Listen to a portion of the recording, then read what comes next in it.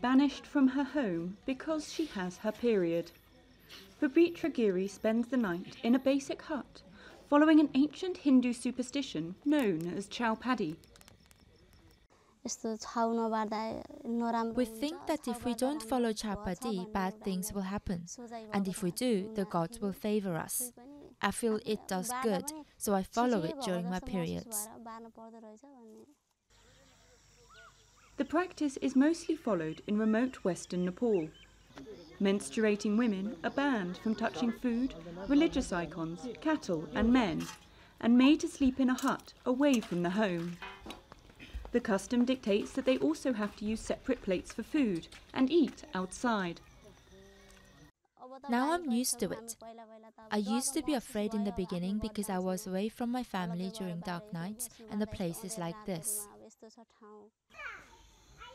2 women recently died while following the ritual, one of smoke inhalation after she lit a fire for warmth, while the other fatality remains unexplained. Their deaths have spurred a fresh push to stop the practice, but it is often maintained by village shamans who fill a void left by poor medical care and the older members of the community.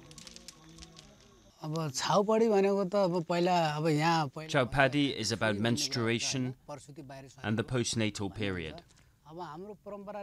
It's our tradition and culture. The gods become angry. It's not about individuals, but the gods that we worship, who ask women not to be near for those few days. The government banned chhaupadi over a decade ago. The huts, known as chhaugoth, were torn down in some districts, but the underlying beliefs remain harder to shift.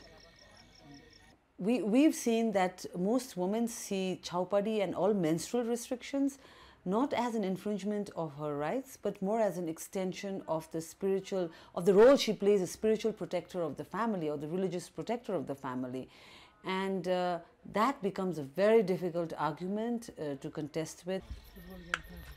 A new bill has now been presented to Parliament that would make it a jailable offence to force a woman into exclusion. But activists say it will be difficult to enforce the law and bring an end to the monthly exile women are forced to endure.